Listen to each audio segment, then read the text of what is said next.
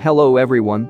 In today's video I'm going to show you how to make Windows 11 taskbar transparent like this. So without time wasting, let's jump into the video. For making Windows 11 taskbar transparent, you need to download one app from the Microsoft Store or from the official website. You will find the download link of the app in the description. In this video I'm downloading the app from the Microsoft Store. Just open Microsoft Store and type Translucent. Download and install Translucent. After that, click on Open from there.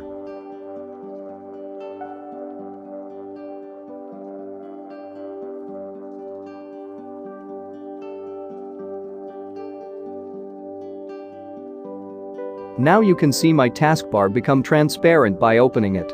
Here is the important settings you should apply on your PC. If your taskbar not become transparent, you should set desktop setting into clear option in your translucent settings. And that's it for the video.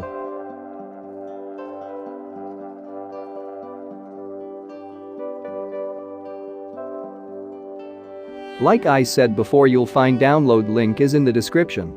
See you in the next video. Have a nice day. Bye.